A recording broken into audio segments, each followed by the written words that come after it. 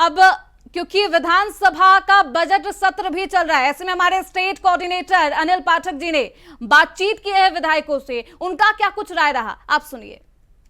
दोस्तों, इस वक्त हम हैं लखनऊ हजरतगंज में फर्मा टी स्टॉल पर। यहाँ पर देख सकते हैं हमारे साथ समाजवादी पार्टी के 5 विधायक हैं। ये लोग चाय की चुस्की ले रहे थे। इस बीच जो है इंडिया वाइस की टीम इनके बीच पहुंची है और विधानसभा सत्र में क्या कुछ चल रहा है इसको लेकर के हम रूबरू होंगे समाजवादी पार्टी के विधायकों के साथ। सबसे पहला सवाल संग्राम सिंह यादव जी है हमारे साथ। ये विधायक है अतरौलिया से, काफी ओजस्वी और तेजस्वी हैं, सरकार को हिला देते हैं। अभी सदन में इन्होंने तमाम मुद्दे उठाए, तो इनसे चर्चा शुरू करते हैं। पहला सवाल, क्या मामला है आउटसोर्स के कर्मचारियों का? देखिए, पहले तो ये सरकार मानती ही नहीं थी। हमने लगातार 7-8 सालों से आउटसोर्सिंग के मुद्दे को विधानसभा में उठाने का काम किया कि आप एक नई सामंती व्यवस्था क्यों लाना चाहते हो। जब आपके पास सारे डिपार्टमेंट हैं तो आप संविदा क्यों नहीं करते हैं। और अगर हम तो चाहते हैं कि पहले परमानेंट भर्तियाँ हो, नियुक्तियाँ निकालें आयोग। अगर कोई इमरजेंसी है, जल्दबाजी में है तो संविदा कर दीजिए। लेकिन सरकार जब उनको सरकारी खजाने से पैसा देती है तो आखिर उसकी मजबूरी क्या है, क्यों इस तरह से बीच में आउटसोर्सिंग कंपनियों के माध्यम से, तो उसमें श्रम का शोषण भी होता है और समान काम के लिए समान वेतन भी नहीं मिलता। तो एक तरह से देखा जाए तो ये नौजवानों के साथ, बेरोजगार नौजवानों के साथ एक तरह का अन्याय है, जिसको लेकर के हमने सदन में बात को रखा था, कई बार रखा। पहली बार मुख्यमंत्री जी ने स्वीकार किया कि नहीं, इनको हम 16,000 से लेकर 20,000 तक देंगे, कारपोरेशन बनाएंगे, मुख्यमंत्री जन आरोग्य के माध्यम से 5 लाख का इलाज भी मुक्त करेंगे। तो जब आप इतना करने के लिए कह रहे हैं तो आखिर इनको कर्मचारी का दर्जा देने में आपको क्या दिक्कत हो रही है। तो इन सारे सवालों पर हम सरकार का स्पष्ट मत चाहते थे, लेकिन सरकार उसको घुमा घुमा करके समय को आगे बढ़ा रही है। संग्राम सिंह जी, आप लोग भी तो घुमा घुमा के सरकार को घेर रहे हैं। एक तरफ कहते हैं सरकार रोजगार नहीं दे रही है। मान लीजिए सरकार ने अगर आउटसोर्स एजेंसियों के जरिए रोजगार दिया तो आप कहते हैं कि नहीं, अब पक्का नहीं कर रहे हैं, तो क्या मान रहे हैं ये? तो मेरा तो यही ना कहना है कि 9 लाख लोग आज उत्तर प्रदेश में आउटसोर्सिंग के माध्यम से काम कर रहे हैं। आखिर आप आयोग क्यों लगातार बना रहे हो? अब आयोगों के पास क्या काम है? आखिर आप इन एजेंसियों के माध्यम से भ्रष्टाचार क्यों बढ़ा रहे हो? युवा बेरोजगारों का शोषण क्यों कर रहे हो? तो आज वो कंपनियां 3 महीने में निकाल देती हैं, कहीं 5 महीने में, कहीं 6 महीने, फिर पैसा लेकर के रखती हैं। तो एक तरह से नौजवानों के योग्यता का शोषण है, हम उसके खिलाफ हैं। और सरकार जब इतनी बड़ी बड़ी डींग हाँकती है, नहीं हमने आयोग बना दिया है, अभी कल ही मुख्यमंत्री जी ने कहा के माध्यम से, तो कॉर्पोरेशन क्यों? आप उनको अस्थायी नियुक्तियां दीजिए, अस्थायी वेतनमान निर्धारित करिए, तो सरकार गंभीर नहीं है। इस समय महाकुंभ का मुद्दा चल रहा है, तमाम सवाल खड़े हो रहे हैं, लेकिन इन सब के बीच एक बड़ा जो सवाल है वो कहीं ना कहीं उत्तर प्रदेश में जिस ढंग से पर्यटक आए हैं, जितनी भीड़ जुटी है, सरकार दावा कर रही है कि 58 करोड़ लोग आ गए। बेशक मान लेते हैं ये डाटा ऊपर नीचे होगा, लेकिन उत्तर प्रदेश पर्यटन की दृष्टि से उभर करके पूरे हिंदुस्तान ही नहीं विश्व में उभरा है। क्या कहना चाहेंगे? यदि आप कुंभ के आयोजन के संदर्भ में जानना चाहते हैं तो ये बहुत पुरानी हमारी परंपरा है और आज नहीं, ना जाने कब से दुनिया का सबसे बड़ा मेला उसी गंगा जमुना सरस्वती के पावन तट पे लगा है। बीजेपी ने उसकी मार्केटिंग किया। उन्हें ऐसा लगता है कि पहली बार ऐसा हो रहा है। जब जब कुंभ का आयोजन हुआ है तब तक एक नया नया कीर्तिमान बनाने का काम हुआ है। तो उसी परिप्रेक्ष्य में अब की कुछ ज्यादा पर्यटक आए, हम उसका स्वागत करते हैं, हम उसके विरोध में नहीं है। लेकिन सरकार जो बात कहती थी कि हम 100 करोड़ लोगों की व्यवस्था लेकर के चल रहे हैं, आखिर वो फेलियर क्यों हो गई? क्या उनकी विश्व स्तरीय यही व्यवस्था थी कि 150-200 किलोमीटर तक लोग जाम में फंसे रहे, 18-18 घंटे, 20-20 घंटे, 14-14 घंटे फंसे रहे, और उनके साथ और बच्चे जो थे, महिलाएं थी, कितना दिक्कत का सामना करना पड़ा? ये मीडिया मैनेज कर सकते हैं, लेकिन जो असल सवाल है उससे हमेशा मुंह मोड़ते हैं। हमारे साथ आजमगढ़ के ही विधायक हैं कमलाकांत राजभर जी। कैसा चल रहा है सदन, क्या मुद्दे उठ रहे हैं? आपकी तरफ से भी क्या सरकार को ऐसा कौन सा मुद्दा है जो सबसे बड़ा गंभीर है? सबसे गंभीर मुद्दा बेरोजगारी का है। जो सरकार विधायक जी ने कहा आउटसोर्सिंग के थ्रू जो रखा जा रहा है, जो रखे जा रहे हैं लोग, लेकिन आज सरकार वही कहीं न कहीं आरक्षण के जो थ्रू हमें संविधान ने दिया है, वो सरकार आउटसोर्सिंग थ्रू आरक्षण खत्म कर रही है। चाहे अब बिजली विभाग को आउटसोर्सिंग थ्रू जो रखे जा रहे हैं लोग, उसमें उनका मानदेय कितना होता है? 8,000 10,000। और वही सरकार थ्रू अपने सरकार रखे उनको, तो उनका मानदेय। दो बातें कैसे हो सकती हैं कमलाकांत जी? पहली चीज तो आरक्षण खत्म किया जा रहा है, कहने का मतलब जनरल कैटेगरी घुस रही है। अब जो आउटसोर्स में रखे गए हैं उसमें शोषण तो फिर जनरल वालों का हो रहा है। शोषण उनकी सैलरी जो भी हमने आउटसोर्सिंग में जो आरक्षण हमारा जो ओबीसी और एससी को मिला है, हर मानक से हिसाब से नहीं रखा जा रहा उनको। आउटसोर्सिंग में एक कंपनी जैसे आप लोहिया इंस्टीट्यूट रख लीजिए, उसमें नर्स रखी गई, सारे नर्सें राजस्थान की रखी गई, 200 नर्सें रखी गई आउटसोर्सिंग के थ्रू, यूपी को उसमें नहीं रखे गए। आप पता कर सकते हैं, मीडिया के थ्रू जाके देख सकते हैं, उसमें नहीं रखा गया।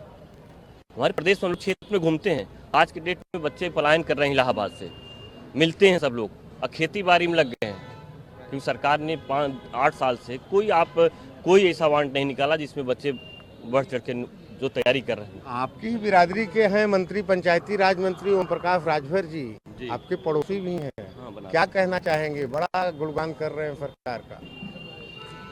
भाई हमारे समाज के मंत्री हैं, आप उनसे इंटरव्यू ले लें। हमारे समाज के लिए उन्होंने 2.5 साल हो गया सरकार में हैं, पहले भी 2.5 साल सरकार में रहे हैं। उन्होंने समाज के लिए क्या किया? हमारे समाज जितने बेरोजगार युवा हैं उनको कितने उन्होंने रोजगार देने का काम किया?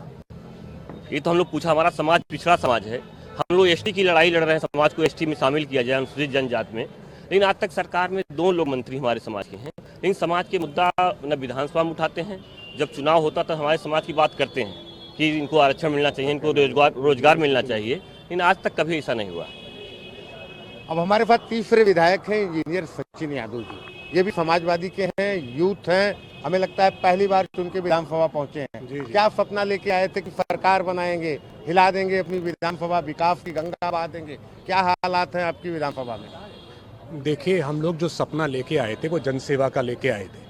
हमारा ये सपना था कि हमारी जो क्षेत्र जसराना है उसमें हम लोग एक डिफरेंस मेक कर पाएँ, वहाँ के जो नौजवान हैं उनके लिए कुछ काम कर पाएँ, वहाँ के किसानों की समस्याओं को लखनऊ में जाके विधानसभा में ले जा पाएँ।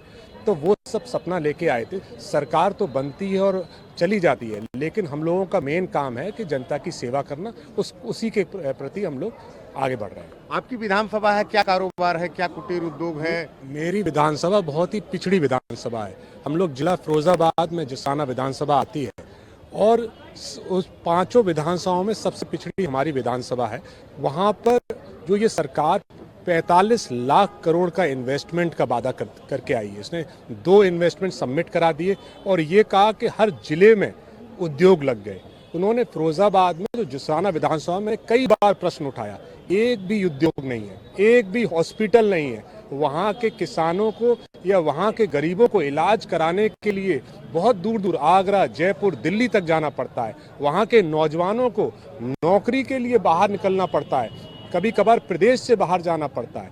तो वहाँ की बहुत समस्याएं हैं। हम लोग हमने विधानसभा में उठाया भी कि जो पिछड़े विधानसभाएं या पिछड़ी तहसीलें हैं या पिछड़े ब्लॉक हैं, उनको चिन्हित करके उनमें ज्यादा काम होना चाहिए, जिससे एक सभी ब्लॉकों और डिस्ट्रिक्टों में समानता है। क्या हालात हुए हैं? फिरोजाबाद चूड़ियों की खनक कहाँ तक पहुँची है? क्या देख पा रहे हैं? कितना आगे गया फिरोजाबाद, कितना पिछड़ गया? देखिए, फिरोजाबाद कांच के उद्योग के लिए फेमस था। वहाँ पर कांच के बहुत अच्छे उद्योग भी थे और काम भी अच्छा हुआ करता था। लेकिन जब से चाइना की एंट्री हुई और सरकार का रवैया फिरोजाबाद के प्रति सौतेलेपन का हुआ और वहाँ पर गैस महंगी हो गई, बिजली महंगी हो गई, मजदूरों को सही न्यूनतम मूल्य नहीं मिला, वेतन नहीं मिला, उस वजह से वहाँ के उद्योग पिट रहे हैं और चाइना को बढ़ावा मिल रहा है। हम लोगों की लगातार मांग है कि वहाँ के गैस को सस्ती किया जाए, वहाँ के उद्योगों को बढ़ावा देने के लिए वहाँ का इंफ्रास्ट्रक्चर को मजबूत किया जाए, वहाँ पर प्रॉपर प्रॉपर रेलवे लाइन और बाहर जाने के लिए, एक्सपोर्ट करने के लिए प्रॉपर वहां पर ट्रांसपोर्ट सिस्टम बने, वो अभी तक सरकार ने किया नहीं। और यहाँ तक कर दिया कि जो सब्सिडी मिला करती थी उस सब्सिडी को भी खत्म करने का काम किया। अब हमारे साथ प्रयागराज की मेजा विधानसभा सीट से विधायक हैं पंदीप पटेल जी, इनसे बातचीत करते हैं। प्रयागराज से ही आते हैं, बड़ा हॉट चल रहा है प्रयागराज, यूपी ही नहीं देश विदेश में बड़ी चर्चा है कुंभ की, क्या देख रहे हैं? निश्चित रूप से प्रयागराज आस्था की दृष्टि से बहुत महत्वपूर्ण जगह है और लगातार बहुत लंबे समय से प्रतिवर्ष वहाँ श्रद्धालु आते हैं। और इस बार जिस तरह से समाज संख्या बढ़ रही है तो निश्चित रूप से संख्या ज़्यादा आई है, हम लोग उनका स्वागत भी करते हैं। लेकिन दुर्भाग्य इतना है कि उपलब्धि मान रहे हैं सरकार की, संख्या बढ़ गई है। सरकार की उपलब्धि थोड़ी है संख्या बढ़ जाना। निश्चित रूप से जनसंख्या बढ़ रही है तो निश्चित रूप से हर मेला में संख्या तो बढ़ेगी, हर मेले में नया नया कीर्तिमान बनता है। और इस समय पे सबसे ज़्यादा जो दुर्भाग्य रहा और जो दुखद रहा कि वर्तमान सरकार ने लोगों को आमंत्रित तो किया, लोगों के मन में आस्था को जगाने का प्रयास किया, लेकिन बुलाने के बाद जो उनका सम्मान होना चाहिए, जो उनके लिए इंतजाम होना चाहिए, उस पर सरकार पूरी तरह से फेल रही है, फेल्योर रही है। ये मेजा सीट के विधायक हैं पंडित पटेल जी, बड़े ऊर्जावान हैं, बड़े चर्चित हैं। इधर प्रयागराज में अतीत का भी मुद्दा रहा, कानून व्यवस्था को लेकर के भी सरकार कहती है कि हमने अमन चैन कायम कर दिया है और बड़ी कामयाबी हासिल की है। अब कितना बदला है प्रयागराज? मैं समझता हूं कि प्रयागराज ही नहीं पूरा प्रदेश जल रहा है। जिस तरह से सड़क पर बहन बेटियों का चलना दूभर हो गया, आम आदमी अपनी बात नहीं कह पा रहा है, पुलिस पूरी तरह से, ये डबल इंजन सरकार की जो पुलिस है पूरी तरह से भ्रष्टाचार में लिप्त है, कानून व्यवस्था पूरी तरह से ध्वस्त है। आप देख लो चारों तरफ, आपके मीडिया के माध्यम से, प्रिंट मीडिया के माध्यम से, सुबह जब सो के उठिए तो लगातार हजार खबरें मिलती हैं कि आज यहाँ पे रेप हो गया, आज यहाँ पे अपहरण हो गया, आज यहाँ पर लूट हो गया। पूरी तरह से सरकार फेलोर है, चूँकि इनका मन न कानून व्यवस्था में लगता है, न प्रदेश के विकास में लगता है, न नौजवानों को रोजगार देने में लगता है। ये पूरी तरह से कुछ चंद लोगों का खजाना भरने में जुटे हुए हैं, कुछ अपने लोगों को लाभ पहुंचाने में जुटे हैं और देश को हिंदू मुसलमान के नाम पे बांट करके दंगा में डालना चाहते हैं, पूरे देश को जलाने में लगे हैं। अभी एक विधानसभा में गूंजा मौलाना, कठमुल्ला, उर्दू, क्या देख रहे हैं इसमें? हमारा देश का संविधान, इसीलिए तुम लोग कहते हैं कि संविधान को मानने वाले लोग नहीं हैं, ये केवल संविधान के नाम की दुहाई देते हैं, संविधान के नाम पर ये समाज को भ्रमित करने का काम करते हैं। जब से इनकी सरकार आई है लगातार इनका हमला संविधान पर है, आरक्षण पर है। गांव के जो पीड़ित समाज के लोग हैं जिनको संविधान की वास्तविक आवश्यकता है, उसकी तरफ इनका कोई नज़र नहीं है। ये पूरी तरह से संविधान विरोधी लोग हैं और कहीं से भी इनके मन में, अब जैसे आपने कहा, आप बताइए संविधान किसी भी धर्म के खिलाफ बोलने की किसी को इजाज़त नहीं देता, लेकिन अगर जिसको जिम्मेदार लोग अगर इस तरह से बयान देंगे, जिसकी पूरी प्रदेश में थू हो रही है, इसकी घोर निंदा हो रही है, लोग इसको कहीं न कहीं से संविधान विरोधी मानते हैं और ये कहीं न कहीं से लोग इसको अपने आप को अपमानित महसूस करते हैं। मुख्यमंत्री जी कहते हैं जिस गाड़ी में दिखाई पड़े सपा का झंडा, समझ लीजिए उसमें बैठा गुंडा, और वही सपा के लोग संविधान की आड़ लेकर के, मुख्यमंत्री जी ऐसा कहते हैं, अपने आप को बचाव करना चाहते हैं, लेकिन पुलिस जो है अब बदल गई है। जितने सपा के तथाकथित गुंडे थे सब सुधर गए हैं, इस पर क्या कहना चाहेंगे? उत्तर प्रदेश के सरकार के मंत्रियों का रिकॉर्ड निकाल लें, जितना उत्तर प्रदेश के सरकार के मुख्यमंत्री से लेकर डिप्टी सीएम से लेकर के मंत्रियों पर आपराधिक मुकदमे हैं, उतना मैं समझता हूं किसी पर आपराधिक मुकदमे नहीं है। वो अपने इतिहास की तरफ देखें, आज पूरी तरह से जितने भी माफिया हैं सब सत्ता संरक्षित हैं। अभी आपने देखा होगा कि बड़े पैमाने पर जो भारतीय जनता पार्टी सत्ता संरक्षित लोग हैं वो कहाँ पे पल रहे हैं, आपको पता है। कहीं न कहीं से ये पूरी तरह से फेल्योर हैं और मैं समझता हूँ कि उत्तर प्रदेश के मुख्यमंत्री को तो प्रदेश की जनता से माफ़ी भी मांगना चाहिए और उनको इस्तीफा दे देना चाहिए। अभी संगम के गंगा जल को लेकर के दो रिपोर्टें आपस में टकरा गई हैं। जो सेंट्रल प्रदूषण नियंत्रण बोर्ड है वो कह रहा है पानी नहाने योग्य नहीं है, और स्टेट का प्रदूषण नियंत्रण बोर्ड कह रहा है कि नहीं सब कुछ फिट है। क्या देख रहे हैं आप? ये डबल इंजन की सरकार है और डबल इंजन की सरकार में हमारे ख्याल से आज जो दिल्ली की सरकार है, उत्तर प्रदेश की सरकार के अनुसार वो सनातन विरोधी लोग बैठे हैं। मैं समझता हूँ ये तय करना पड़ेगा कि उत्तर प्रदेश की सरकार के लोग सनातनी हैं कि दिल्ली की सरकार के लोग सनातनी हैं, पहले वो तय कर लें, क्योंकि दोनों रिपोर्ट उन्होंने ही दिया है। मैं समझता हूँ कि विपक्ष की रिपोर्ट नहीं है, किसी आम आदमी की रिपोर्ट नहीं है, ये सरकार के ही लोगों की रिपोर्ट है। तो पहले वो तय कर लें कि दिल्ली की रिपोर्ट सही है कि लखनऊ की रिपोर्ट सही है। अब कहीं न कहीं तो तय हो गया है कि कोई न कहीं दो में से एक तो सनातन विरोधी है। तो क्या लग रहा है आपको, ये डबल इंजन की सरकार है, दो इंजन जो फात फात चलते हैं, तो क्या ये आमने सामने आ गए हैं इस रिपोर्ट को लेकर के? पूरी तरह से टकरा रही है डबल इंजन की सरकार, बस केवल पटरी पर किसी तरह चल रही है। अब जब पलट जाए, जनता भी लगी हुई है, मौका ढूंढ रही है।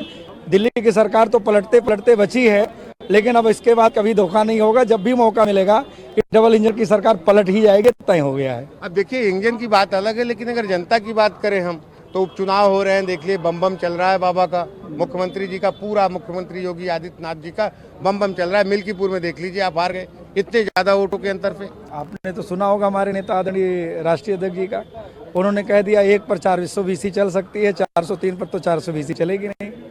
इस तरह से चुनाव, जिस तरह से लोकतंत्र का हनन कर रहे हैं, हम लोगों ने लगातार इसीलिए जनता को, प्रदेश की जनता से हमारे नेता ने भी कहा, हमारे राष्ट्रीय अध्यक्ष जी ने लगातार आम जनमानस में इस बात को कहने का प्रयास किया कि संविधान के साथ ये खिलवाड़ हो रहा है, लोकतंत्र के साथ खिलवाड़ हो रहा है।